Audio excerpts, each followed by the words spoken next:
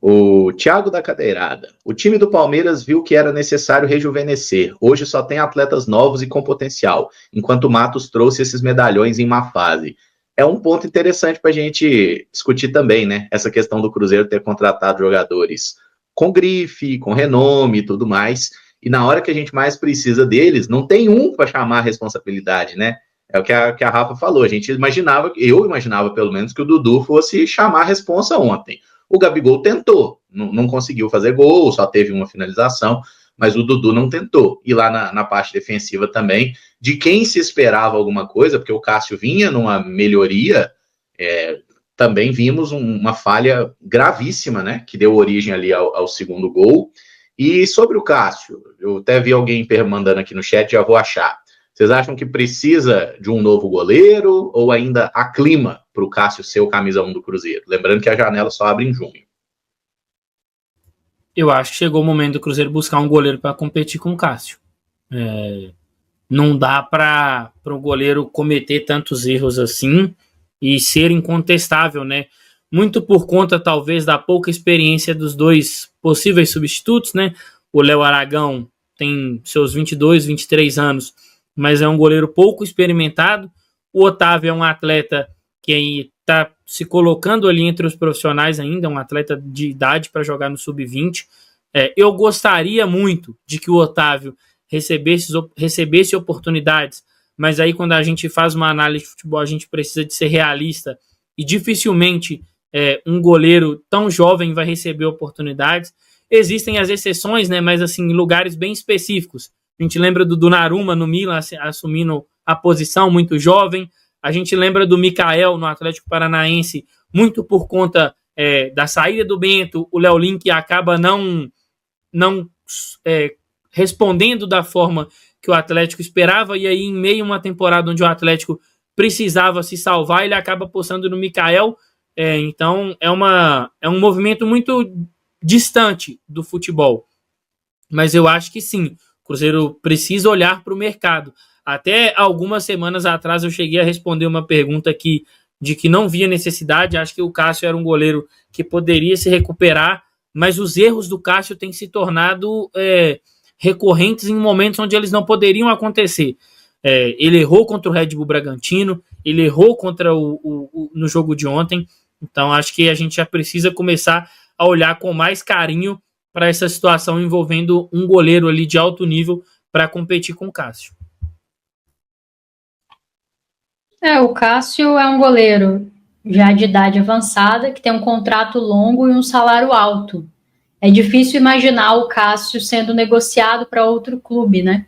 E pelo contexto da vinda dele, é difícil imaginar que ele tenha vindo para disputar posição com alguém, né? Fosse para disputar a posição, ele tinha ficado no Corinthians. Então, foi uma avaliação que a diretoria fez ali, um pedido do Pedro Lourenço, né, a contratação do Cássio, a diretoria ali, na figura do Alexandre Matos, dos demais diretores do futebol, fazem a avaliação de que a contratação fazia sentido e trazem o Cássio. Acho que ele fez um bom ano de 2024, em que pese uma falha aqui ou ali, mas acho que em 2025 ele tem deixado muito a desejar e acho que ele vinha assim num viés de melhora pós intertemporada, né?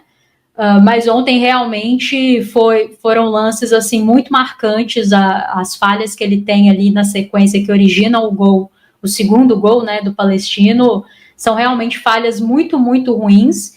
E aí eu não sei se é falta de confiança, se é questão de reflexo. Eu acho que o Cássio é um grande goleiro, mas vive uma fase muito conturbada, né? E aí a diretoria vai precisar sentar e avaliar, né? Vai trazer um goleiro? Que nível de goleiro, né? Porque eu concordo com o que o Pedro está falando aqui. Se for para trazer, tem que ser alguém para competir, com condições de competir por titularidade. Tem que ser alguém numa idade assim de prime, né? Físico, técnico. E o Cruzeiro hoje tem ou goleiros muito jovens ou um goleiro já fazendo a curva descendente na carreira. E aí, se for para trazer um goleiro, tem que ser uma solução, né? Para realmente chegar e tomar conta dessa posição. E aí isso vai gerar um outro problema, que é o Cássio eventualmente no banco de reservas. Ele vai seguir no Cruzeiro enquanto reserva? E aí eu tô falando porque goleiro é uma posição muito diferente das outras, né, gente? Assim, você não fica fazendo rodízio de goleiro, isso não existe. Então, como que o Cruzeiro vai lidar com isso? É mais um problema para a diretoria de futebol do Cruzeiro resolver. Eu acho que ele pode se recuperar porque tem talento para isso. Eu acho que a capacidade técnica do Cássio está aí para todo mundo ver. Vinha fazendo bons jogos, mas é o segundo jogo em sequência que ele falha e a falha dele origina um gol do adversário, né? E aí, ou vira a chave muito rápido, né? Ou acaba ficando insustentável até pelo momento que o Cruzeiro vive, né, no campeonato. Se tivesse vencendo, mesmo com uma ou outra falha dele aqui e ali, essa coisa seria amenizada. Mas quando o time tem que escalar 3 montanhas para fazer um gol, e a sensação é de qualquer ataque do adversário é gol, fica um pouco complicado. Então eu acho que o momento é muito delicado e eu acho que tem que olhar para a janela do meio do ano, sim, para essa posição, mas não de qualquer jeito. Se for para trazer, que traga alguém para ser uma solução, né, e não mais um problema. Semana passada eu falei que também confiava no Cássio para poder continuar nessa questão de titularidade, Caramujo. Eu até falei que também não achava que o Cruzeiro precisaria ir ao mercado. Ainda fico nessa condição, porque temos aqui o Otávio e o próprio Léo Aragão, que apesar da falha contra o Democrata, pode ganhar oportunidades. Eu, neste momento, daria oportunidades para o Otávio. Temos mais 3 jogos aí na Copa Sul-Americana, outros do Brasileiro até a parada aí do meio do ano, até porque você ir em busca de um outro goleiro nesse momento, você acaba tirando espaço, inclusive do próprio Otávio também, que custou ganhar essa condição de pelo menos estar ali entre os 3 goleiros do Cruzeiro em condição de atuar. Então eu não acho que o Cruzeiro precisa ir ao mercado, porque temos goleiros aqui que pode, neste momento, e não há tempo mais propício para dar oportunidade para outro diante de 2 falhas em sequência do Cássio, e o treinador que temos hoje à beira de campo tem autonomia para poder fazer isso. Então daria oportunidade sim para o Otávio em algumas oportunidades. Boa. Sobre o goleiro aqui, tem gente a favor do Otávio. O Pinguim Predador falou: falha aqui ou ali, Rafa. Moça, ele falhou na final. É verdade, teve isso, né? Mas, enfim, o Cássio fez algumas. Só no jogo partidas mais importante, né, Pinguim? É. E depois falhou no clássico também, né? É que eu sou gentil. O Fábio Sena falou: testa o Otávio, já passou da hora. Adriano Oliveira: na várzea tem jogadores melhores que alguns que estão no Cruzeiro. Fora Cássio. Adelaide sugerindo aqui o Léo Jardim do Vasco. É até um ponto que a gente tem que lembrar, galera, tem aquela regra aí no Campeonato Brasileiro, eu não sei se mudou alguma coisa para essa temporada, que o jogador que atua 7 partidas por um clube não pode se transferir, né, para jogar por outro da Série A. Então, boa parte dos goleiros titulares da Série A, no momento que abrir a janela, que é só em junho, eles já não vão poder jogar pelo Cruzeiro no Campeonato Brasileiro, entendeu? Então, no caso do Léo Jardim aí, é até um goleiro que está em fim de contrato, né? Então, o Cruzeiro talvez poderia pensar nele para o ano que vem. O Cleiton Santos falou que o maior absurdo de todos foi liberar o Anderson. O problema é que o Anderson também não tem jogado nada lá no novo clube, viu, Cleiton? Mas teve um bom momento aqui, né? O Wellington Cássio. Cássio tá bom. O problema é quando o time adversário chuta no gol. Aí é um bom ponto também. Caio Ferraz. Me mata de uma vez. Não, Caio. Sem morrer, por favor. O Matheus Wessler. O problema foi o Léo Aragão ter feito a pior partida da carreira na estreia do Jardim. Isso é verdade, né? O Aragão entregou os 2 gols naquele dia contra o Democrata, então o Jardim já ficou meio receoso. O posicionamento dele porque uma coisa é uma falha técnica, assim, né? Sei lá, leva um peru, alguma coisa assim, mas o posicionamento dele é assustador mesmo. Ele esqueceu onde estava o gol, né? Aí é complicado, né, goleiro? Peraí, cara. O Danilo Carvalho. Cássio é o nosso Yuri Alberto. Não dá para saber se vai ser defesa absurda ou falha absurda. Mas o atacante, o Danilo, ele é julgado pelo acerto, né? O goleiro é julgado pelo erro. O Wanderson falou que Lautaro não é titular nem no campeonato do Ipaba. Resta saber onde ele é titular, né? Elson Filho, depois do jogo de ontem, só a beleza da Rafa para melhorar meu dia. Abraço a todos. Um galanteador, Elson. O Luciâncio Buru. Pedro Torres nunca passa frio, sempre coberto de razão. Ah, tá. Quero ver sair nessa friaca aí, se ele não vai passar frio. O Rafael Frazão se tornou membro aqui da Samuca TV. O Thiago Dom Black também. Valeu aí a dupla. O Andersânio Santos. O jogo ontem foi uma vergonha. O Cruzeiro não teve vontade de vencer o jogo. Se contar ontem quantas vezes o Fabrício Bruno salvou o Cruzeiro de tomar o primeiro gol, o Lautaro perdeu um gol que qualquer centroavante chutaria no gol. Ele tentou driblar o goleiro, né, Andersânio? O cara que não consegue andar em linha reta tentou driblar o goleiro, né? Mas enfim. Você falou do Fabrício Bruno aqui, eu vou até aproveitar que tem uma entrevistinha aqui, 4 minutinhos, Fabrício Bruno falou com Samuel Venâncio após o jogo. Vamos ouvir o zagueiro Fabruno.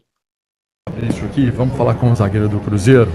Fabrício, sobre essa derrota, né? Até conversava com o Dudu sobre essa dificuldade do Cruzeiro na Copa Sul-Americana, né? Uma campanha muito ruim para tudo aquilo que o Cruzeiro teve de contratação, de investimento, de pré-temporada, de tudo. E a expectativa da torcida é levada lá embaixo. Como é que vocês pensam isso tudo também? Como é que faz para reverter esse quadro? Fabrício, você que é um cara que também tem essa experiência.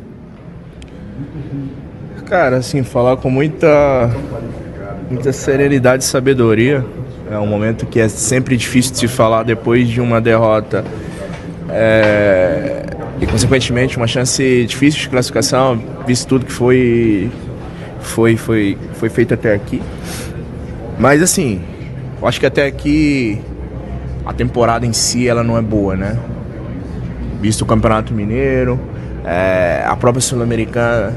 E muitas das vezes, cara, a responsabilidade é nossa, dos nós jogadores. Porque se você for parar para pensar e analisar todos os jogos, todos os gols que tomamos dentro da Sul-Americana, a gente toma gol de bola parada. E acima de tudo, a bola parada ela é concentração, não é? Talvez a gente tenha um trabalho tático numa quesito de marcação ou não, mas é muito mais concentração e atitude. E muitas das vezes a gente está tomando gols assim. São jogos, são rotineiros esses erros. Por isso que é muito falado sobre a bola parada, mas muitas das vezes isso é questão de concentração. E talvez a gente também não pode viver nessa ciranda desses altos e baixos. A gente faz um puta jogo contra o São Paulo, consegue um empate, sai correndo atrás do resultado. E aí contra o Bahia a gente faz um jogo magnífico e aí depois a gente começa já a cair um pouco. A gente tem que ter uma constância e ter um DNA de um time muito competitivo que vai conseguir entregar resultados. Porque você faz um puta jogo contra o Bahia e consequentemente você não consegue repetir aquela atuação, naturalmente o torcedor ele vai se frustrar. Então fica também um sentimento de tristeza. A gente tem um presidente, cara, que tem um enorme carinho e respeito por todos nós. E é um cara que, não só ele, mas o Pedro Júnior, são dois caras que confia bastante em todos, que tem um enorme carinho pela gente. Então, assim, talvez seja uma coisa rotineira minha também, e pedir desculpa ao presidente, cara, que é um cara que se entrega e se doa pelo clube como poucos. Sentimento de tristeza para mim também, que sou um torcedor do clube e vim com o intuito de ganhar e de vencer, e talvez esses 4 meses está aquém do que eu esperava, como eu imaginava, como eu vim sonhando pra cá, né? Mas vamos corrigir isso, essa rota é trabalhando, cara. Não tem essa de ficar falando muito. É trabalhar, pedir desculpa ao torcedor que se entrega, aos torcedores que vieram aqui para apoiar a gente. Infelizmente a gente não conseguiu. E que sirva de lição, cara, que a gente acorde enquanto é tempo, porque esse clube é gigante e merece todo o respeito do mundo. Ô Fabrício, tá tudo bem internamente? Como que é o dia a dia, o trabalho, o clima entre todos? Porque se tudo estiver funcionando, a bola vai entrar, né? O futebol, ele geralmente funciona assim, né? Eu acho que sem dúvida, nós somos um elenco que todo mundo se dá bem com todo mundo, não tem vaidade, é um elenco extremamente competitivo entre si, e talvez é uma coisa meio que todo mundo fica entendendo porque que a bola não entra, né? A gente tivendo 5, 6 chances claríssimas cara a cara e a gente não converteu, e muitas das vezes o futebol é isso. O futebol não é quem chuta mais, quem acerta mais o alvo, é quem coloca a bola dentro do gol.